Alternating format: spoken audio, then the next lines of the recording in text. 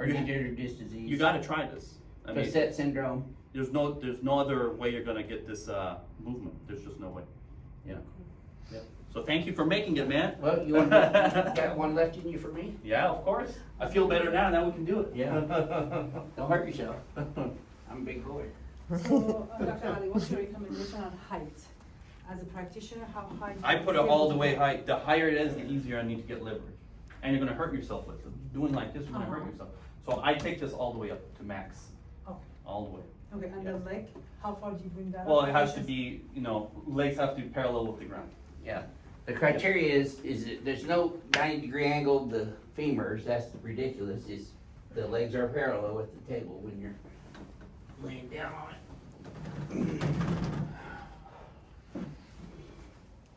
Just a hair down. When was the last time you got a ring in your? Last week. Oh, Tristan, right? Yeah. Good for you. Yeah. Nobody in Dallas does I it. practice what I preach.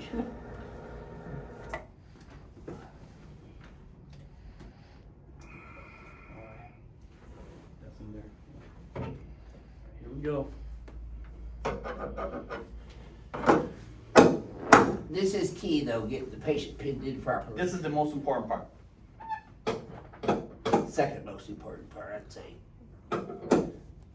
Bring it to tension and then do the You high find there, blocks. you I'm want good. one No, that's more. good. All right. Teeth on teeth. Don't bite your tongue. Breathe through your nose. One more time. Deep breath in, all the way out. There you go. Oh. Feel like go all the way down? Yeah, I did. Look at that.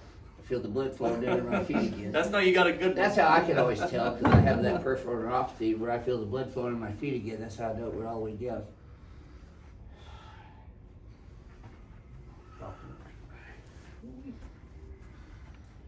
I sweat. It's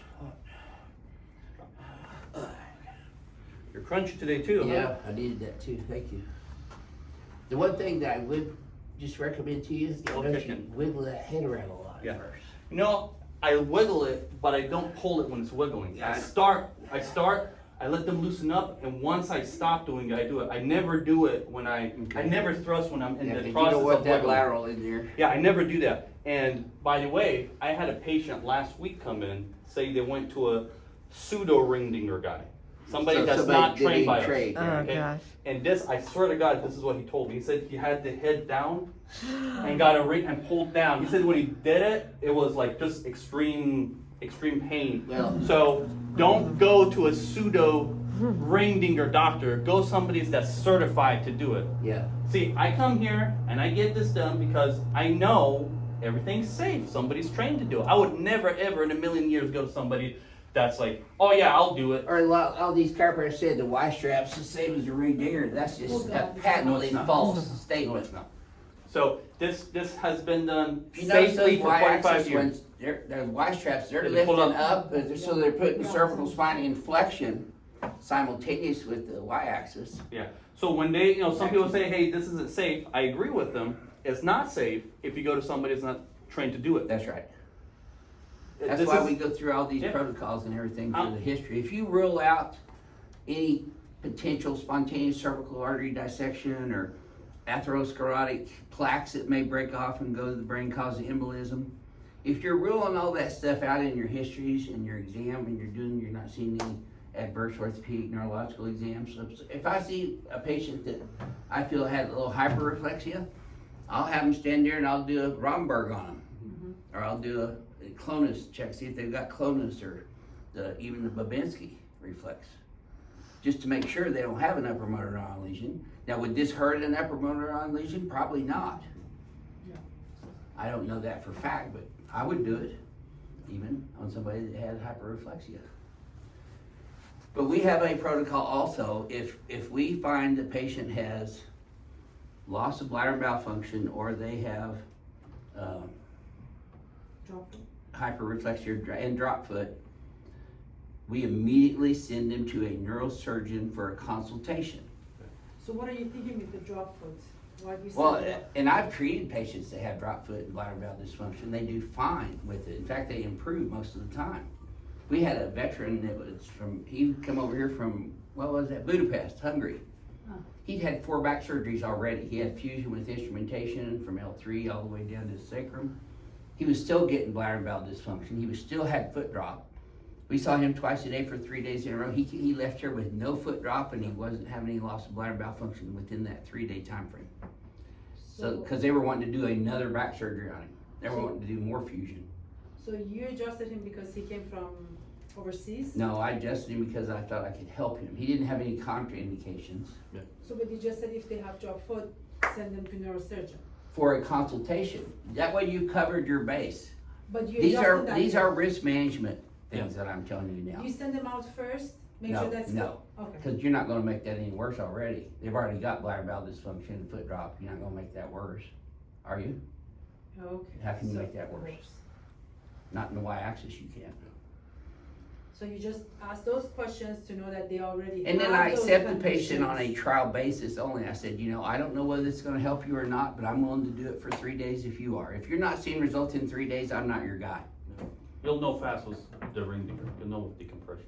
So Dr. Johnson, you ask those questions, so you hear, yes, I have that, Mhm. then you go ahead and. And then do I'll your have them tre- do the 3 steps on their tiptoes and Yeah. 3 steps on their heels, and I'll document that, Uh-huh. positive heel walk or positive toe walk. Okay, And just document that, and what are chiropractors getting sued for mostly? Failure to diagnose. documentation, yeah. What did we do when I Yeah. diagnosed his herniated disc and acknowledged that by sending him to the neurosurgeon for a consult? But you So still do you what protected your ass by just documenting it and referring him out. Yeah. And that's really what this is all about, is risk management for the patients, for the doctors, for your practice, for the patients that we work on. And you just let them know that too, these are pathological issues that you have going on with the nervous system. I'll accept you on a trial basis for 3 days. If it helps you, great, you can continue to do it anytime you want to.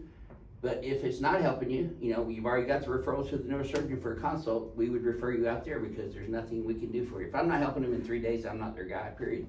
And we tell them that. As long as you're honest with the patients and, up front with them, you've already got foot drop, you've already got bladder bowel dysfunction, or sometimes we'll have them come in here and they've already seen the neurosurgeon and they got bladder bowel dysfunction and foot drop. Yeah. I'll adjust them every time. And then just refer them back if they're not getting results in 3 days. Yeah, you have to triage correctly. You said, and also, what's your treatment plan is a trial basis for 3 days. Okay. And as long as you put that in there, trial basis, 3 days. Oh. If it's working, great, continue. If it's not, refer them out and they'll do it again. Because I don't want people coming in here that I'm not helping anyway. Exactly. That's not productive for anyone. Yeah. We only want to treat patients we feel like we can help, and also the patients are feeling better when like this guy hadn't been here 2 years, but you heard all his pain went away for a long, long time after his very first adjustment. He's just back here for a tune-up. But we still take them through the history and exam stuff just to make sure they don't have any contraindications that have developed since they were here 2 years ago. As long as you roll those out, you're seeing me do the exact same adjustments because that's the protocol and the procedures for Johnson Biophysics. Adjust all the joints and the XYZ axes to do what? Bombard the nervous system with afferent proprioceptive neurological information so that gets in the cerebellum and the cerebral cortex, changes neuroplasticity. That's what we're really after, is to change the neuroplasticity to a better adaptive state than the maladaptive state that they've acquired over the past several years. Oh, we got one wait, okay. So, thank you, that was good. Yeah. Yeah, you got